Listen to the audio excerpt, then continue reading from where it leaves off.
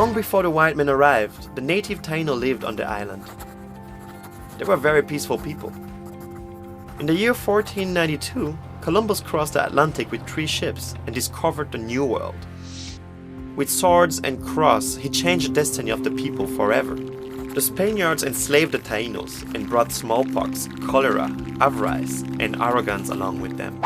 It was not until almost all the Tainos were dead when the Spanish priest Bartolomé de las Casas started a campaign for the rights of the indigenous people. Rather than using the Tainos, he suggested importing slaves from Africa instead. Spain bathed in the gold of the island. This attracted French pirates, who also settled on the island.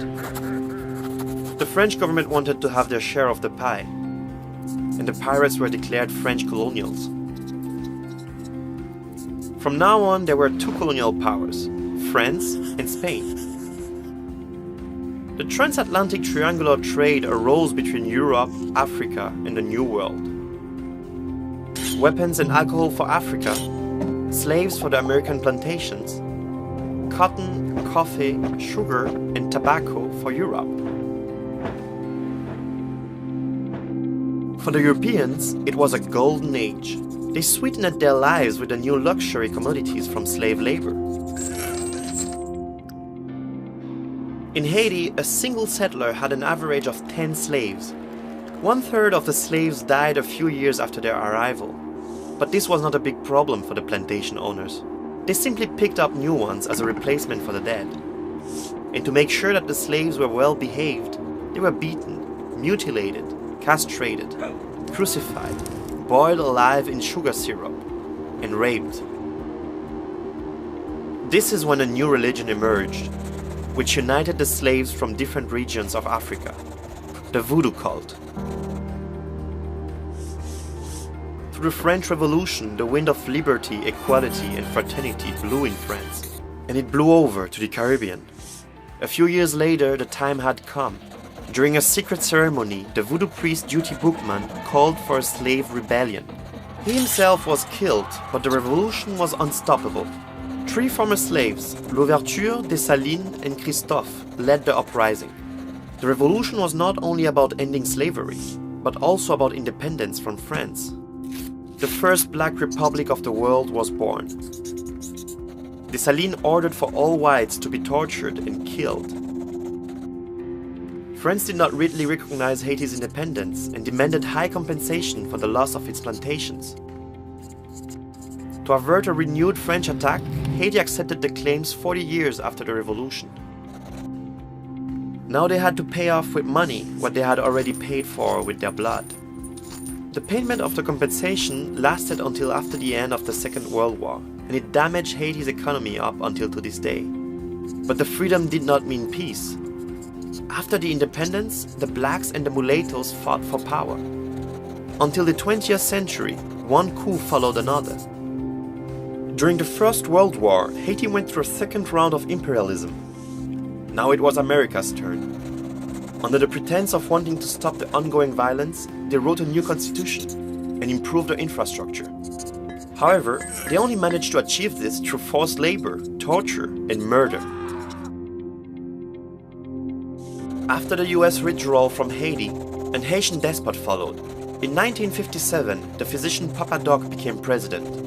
Papa Doc murdered his political opponents using his personal militia, the Tonton Macoute. Over 30 years, they imposed terror on the Haitian people. 30,000 people were killed under his leadership. Haiti was looted and the country's academics fled abroad. After his death, his 19-year-old son, Baby Doc, took over the power. When Baby Doc was overthrown in 1986, he took hundreds of millions of dollars with him into exile.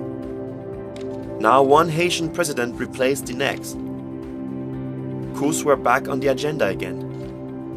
In 1990, the first truly democratic election in the country took place.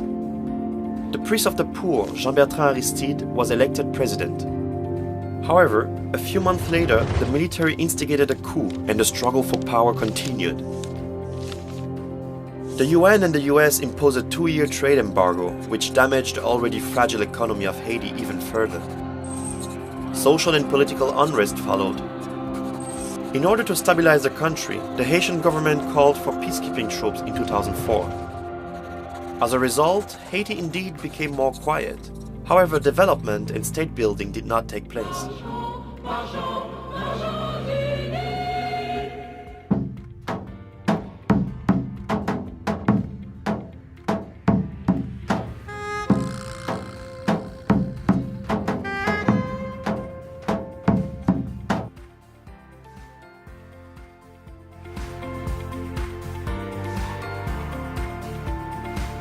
Native language of Haiti is Haitian Creole. Yeah.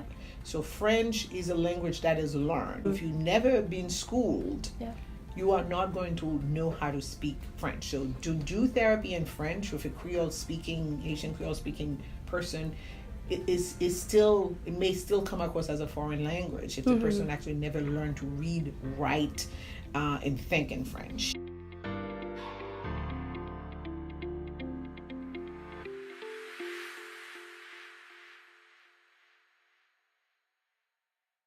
It was one of the worst natural disasters we've ever had in Haiti.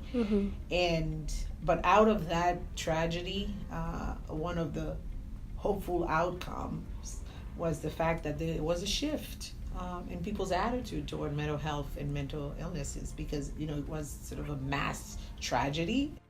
Mental illnesses are viewed as having either a natural cause or a supernatural cause. So natural cause, it means it's something that can happen to anybody. It's something that's caused by God, right? Supernatural illnesses, mental illnesses, however, are viewed as being sent illnesses. So something that somebody who is angry with you, or spirits that are angry with a family, that they may send this illness and cause a lot of discomfort and a lot of grief for the family.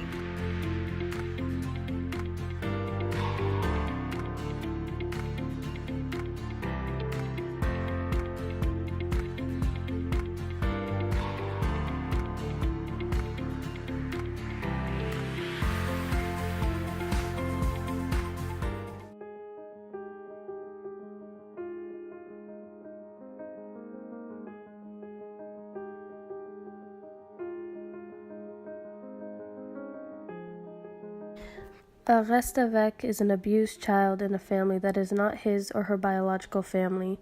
This child was given to a host family in the hope of a better life in exchange for doing chores. However, the child is vulnerable, and it can be said that a child in reste avec lives in a modern kind of slavery. These children are abused physically, verbally, emotionally, and sexually, and they're forced to do age-inappropriate chores, are not sent to school, and are sometimes treated as inferior to the children of the family.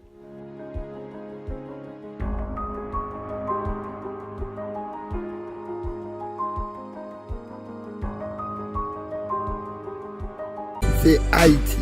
I am Haiti. This is Haiti. I am Haiti. This is Haiti.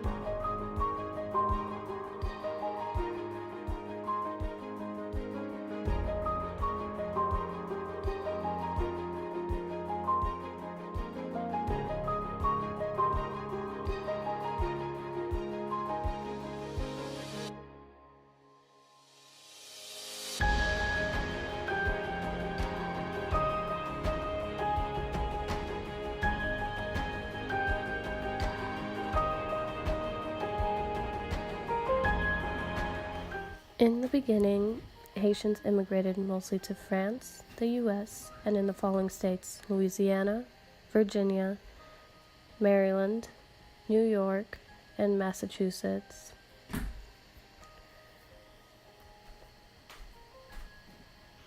Now the largest Haitian communities in the U.S. reside in New York, Florida, New Jersey, Massachusetts, Illinois, Connecticut, Georgia, and Pennsylvania, bringing the Haitian community to about over 2 million people. So in terms of the overall attitude toward mental health and mental illness, I think that it's very much like many other countries, low middle income countries, where mental illnesses are highly stigmatized. So it's not something that you talk about. It's very taboo. And mental illness is synonymous with being crazy, right? And being crazy means it's somebody who's walking down the street and screaming and yelling and behaving erratically. So that's the notion. Oftentimes, when you say mental illness, that's the association that many Haitians here or back home make when they hear about mental health and mental illnesses.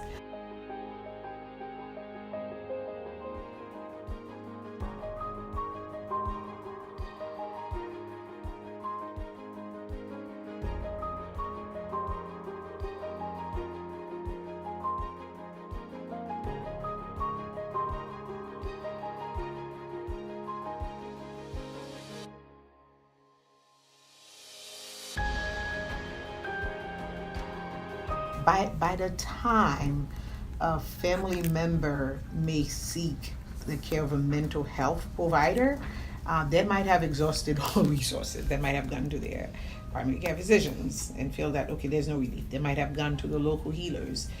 Many of them also turn to spiritual, faith-based organizations and leaders. So their pastors, their priests, and so forth. All of those individuals are more likely to be the first, second, third choices, whereas mental health providers are sort of way at the bottom of the totem pole. So by the time they come, maybe that they have exhausted all resources, all other resources that they deem important.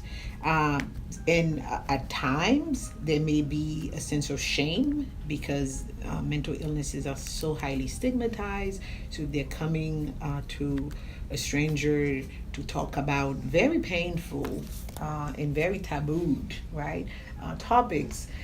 They're already coming being very guarded. They may be highly skeptical. Haitian does not culturally competent make. So just because somebody speaks Creole or was born and raised in Haiti and is a licensed psychologist, is a licensed social worker, doesn't necessarily mean that they're culturally competent to serve Haitian clients. So when we speak about cultural competency, we see it in terms of the level of awareness, the knowledge, and the skill sets that the individual had.